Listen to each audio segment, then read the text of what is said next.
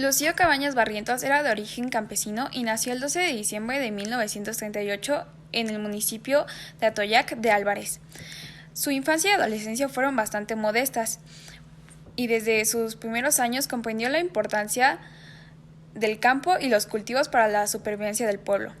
Se dice que su abuelo formaba parte del Ejército Liberador del Sur, bajo el mando de Zapata. Estudió en la Normal de Ayotzinapa, en la cual fue líder estudiantil y secretario general de la Federación de Estudiantes Campesinos Socialistas de 1962. Obtuvo el título de maestro rural e inicia su labor de docente en Mezcaltepec, municipio de Atoyac. Ahí encabezó la protesta de los ejidatarios contra la silvicultura industrial, que era la tala inmoderada de los bosques sin dejar ningún beneficio a la comunidad. Participa con Genaro Vázquez en el movimiento revolucionario del Magisterio, encabezado por Ortón Salazar, disidente del sindicalismo oficialista y en la Asociación Cívica Guerrerense, que provoca la caída de Raúl Caballero, gobernador de Guerrero. Asimismo, se acerca al Movimiento de Liberación Nacional y al Partido Comunista. Lucio trataba de hacer comprender a la gente que había maestros del pueblo que estaban dispuestos a orientar no solamente en la educación, sino como lucha como parte del pueblo contra el gobierno y la clase rica.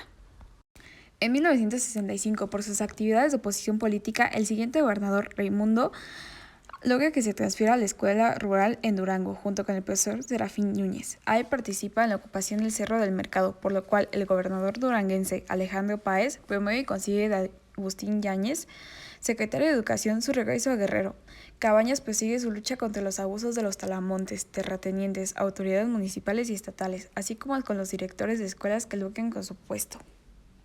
El 18 de mayo de 1967, en Atoyac, la Sociedad de Padres de Familia de la Escuela Primaria Juan Álvarez realiza un mitin en el que se pide la destitución de la directora de la escuela, Julia Paco, y de los maestros que la apoyan. Esto sucedió ya que la directora pedía uniformes a personas con bajos recursos y cooperaciones e imponía castigos a las familias que no acudieran a cumplir la petición. Fue entonces cuando los policías judiciales, bajo órdenes del gobernador Raimundo Abarca, llegaron a disolver el mitin y dispararon en contra de los padres de familia, quitándoles la vida a 5 de ellos, que hirieron a 3 más. Lucio Cabañas logró escapar y se fue a la sierra, donde fundó el Partido de los Pobres, expresión orgánica de la guerrilla, su abrazo armado contra de los enemigos del pueblo.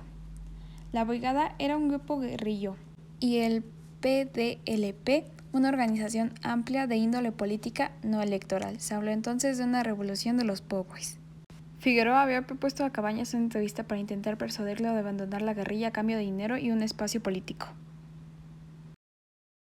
El Partido de los Pobres fue una organización de masas de la región de la Sierra y Costa de Atoyac, en donde se congregaron varias generaciones de luchadores. Entre ellos están los viejos veteranos de la Revolución Mexicana, profesores que pertenecieron al movimiento revolucionario del Magisterio, estudiantes que participaron en las luchas estudiantiles de los años 60, también campesinos pertenecientes a la Central Campesina Independiente, así como militares de la Juventud Comunista del Partido Comunista Mexicano. El PRI utilizaba el clientelismo político, el uso de la coacción del voto y la violencia política en contra de los grupos disidentes, lo que cerraba la posibilidad de una participación democrática de los ciudadanos.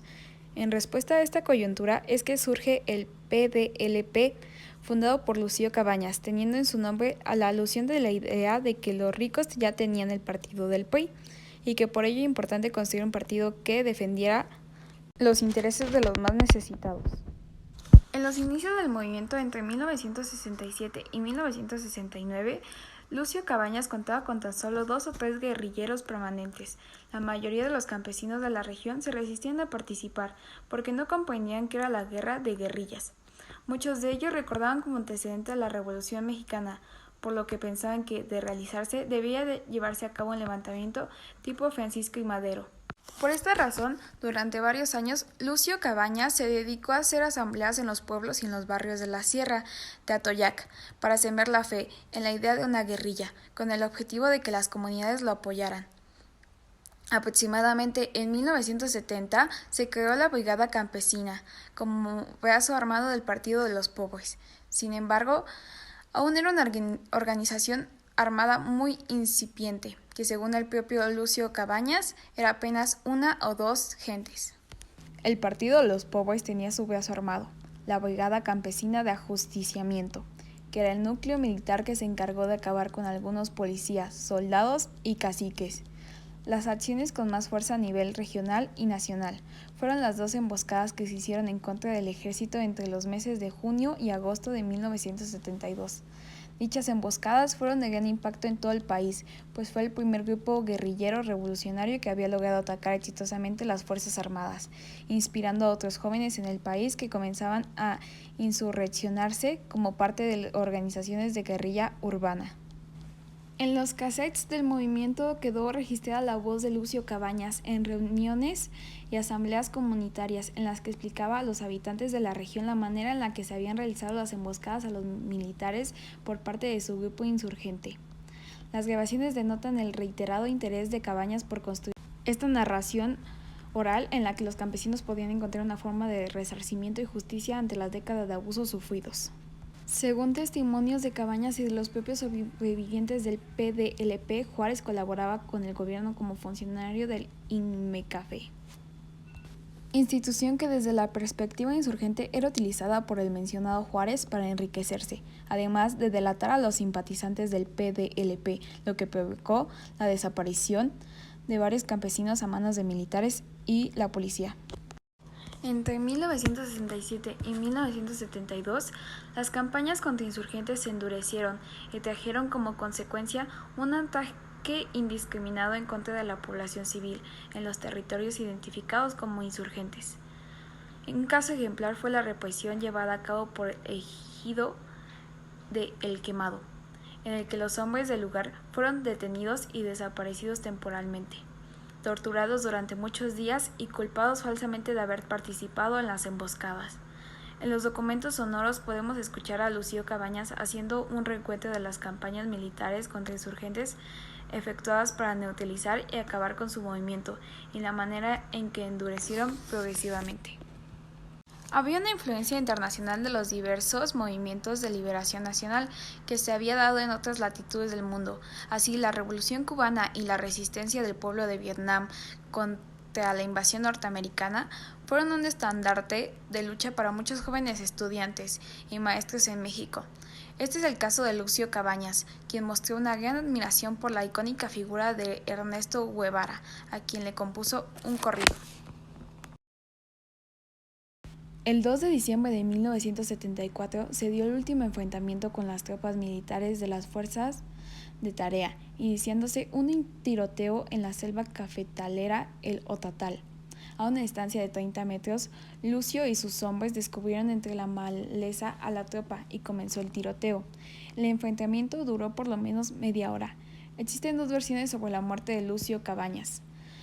Una de ellas cuenta que fue ultimado por las balas de los militares y la otra que él mismo se disparó para no ser capturado con vida. Esta versión proviene de una carta de un soldado que estuvo en ese enfrentamiento, en la que cuenta lo que presenció. Lo ocurrido con el cuerpo de Lucio Cabañas no fue esclarecido sino hasta mucho tiempo después. Recientes investigaciones arrojan que fue inhumado. La muerte de Lucio Cabañas significó también la muerte del Partido de los Pobres y de su brazo armado. La condición de marginación social y económica de los guerrerenses no han sido resueltas. La crisis del Estado de Derecho se ha agravado de manera alarmante y la desaparición de los 43 estudiantes de Ayotzinapa.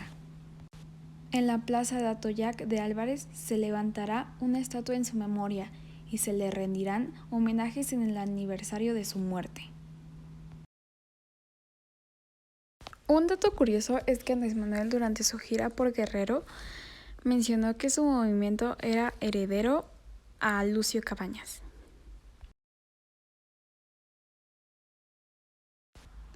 Director del Programa Universitario de Estudios sobre Democracia, Justicia y Sociedad.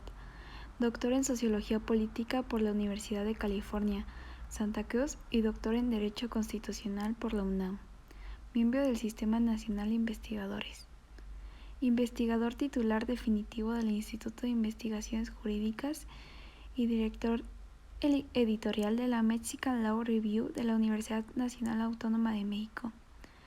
profesor de licenciatura y de posgrado en la Facultad de Derecho y la Facultad de Ciencias Políticas y Sociales de la UNAM. Miembro del Consejo General de Investigación Científica, Desarrollo Tecnológico e Innovación del Estado mexicano, como uno de los 2 representantes de la comunidad científica nacional. Presidente adjunto de la Asociación Internacional de Derecho Administrativo. Miembro de la Junta Directiva Nacional de la Asociación Mexicana de Ciencias Políticas. Integrante del Comité Técnico de Evaluación de los y las aspirantes al Consejo General del INE. Recibió el reconocimiento Distinción para Jóvenes Académicos de la UNAM en el año 2012 y fue reconocido en 2013 y 2014 como uno de los 10 investigadores de la UNAM más citados en revistas de investigaciones académicas en el área de ciencias sociales. Ganó el Certamen Nacional de Periodismo en 2009 y en 2019, así como el Premio Nacional de Comunicación en 2010. Experto en temas de democracia, derecho constitucional, derecho administrativo, rendición de cuentas y participación ciudadana. Es autor de 16 libros. 7 libros compilados, 66 capítulos en libros colectivos, 53 artículos en revistas arbitradas. Ha dictado 170 conferencias magistrales e impartido más de 230 ponencias en diversos eventos académicos nacionales e internacionales. Su obra cuenta con más de 1.900 citas en obras científicas publicadas en una docena de idiomas, incluyendo inglés, francés, chino, turco, alemán, indonesio, ruso, portugués y coreano. Escribe una columna cada semana en La Jornada. Conduce 2 programas semanales de análisis político en TV UNAM y en Canal 11. Publica una videocolumna quincenal. Ha publicado en medios internacionales de gran prestigio como New York Times.